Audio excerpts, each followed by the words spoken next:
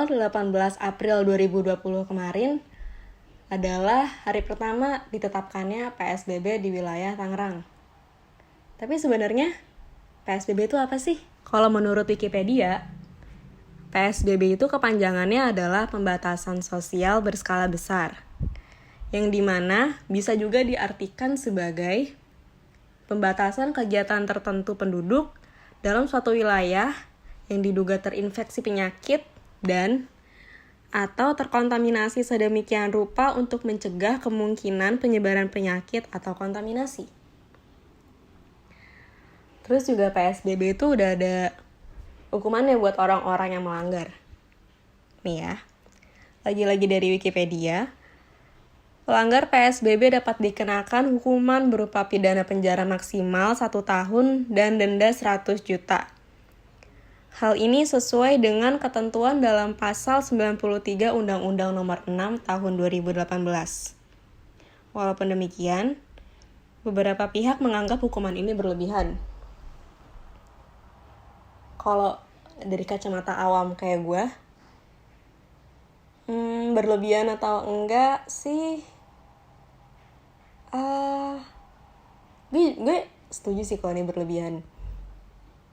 Masa cuma gara-gara lo ngumpul, terus lo bisa dipenjara dan denda 100 juta.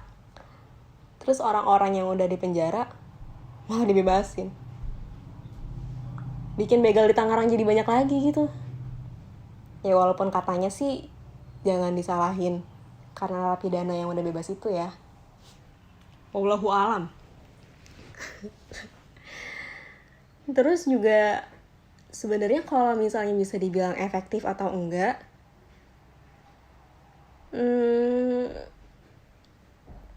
lagi-lagi gue gak bisa berpendapat banyak karena gue awam. Tapi gue baca banyak di internet, ya di beberapa media sosial juga, kalau banyak warga yang mengeluhkan bantuan yang gak nyampe di mereka. Ya jadi selama karantina ini, pemerintah juga memberikan kayak bentuk bantuan gitu untuk masyarakatnya. Ada sembako dan uang tunai. Tapi masalahnya, banyak orang yang tadi mengeluh itu bilang kalau bantuannya itu nggak nyampe ke mereka. Jadi harusnya berapa, nyampe-nya jadi berapa. Ini terus juga bikin banyak opini suujon, ya, yang merujuk ke beberapa pihak.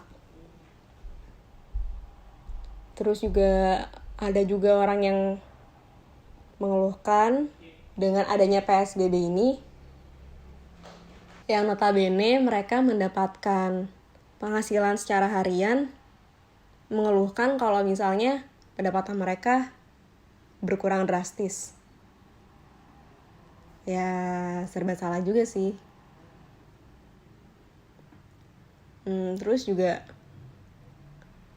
masalah ketaatan orang-orangnya sendiri juga ya.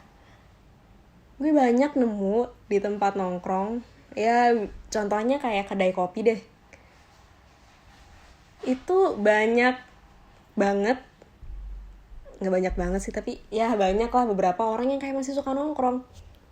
Kan katanya maksimal 5 orang ya, atau 4 orang deh. Boro-boro 5-4 orang. Terus juga katanya harus berjarak 1-2 meter gitu ya. Enggak.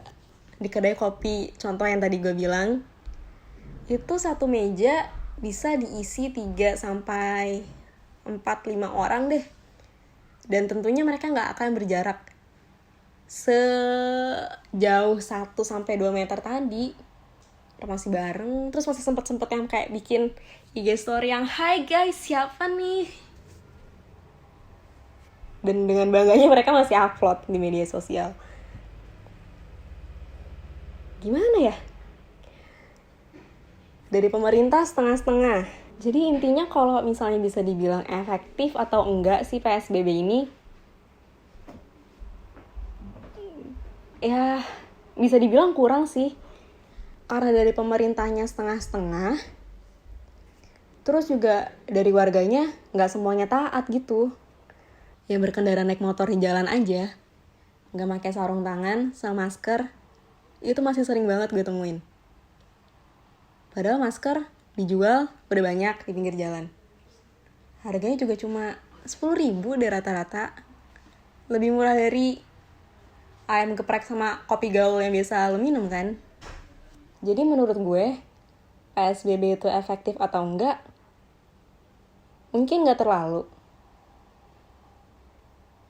Banyak juga sih yang nggak setuju ya kan akhirnya. Tapi sebenarnya konsepnya tuh bagus. Masalahnya, ketika eksekusi, nggak bisa selancar itu. Tulis di komentar pendapat kalian semua. Nanti sama si Bimo dibaca kok.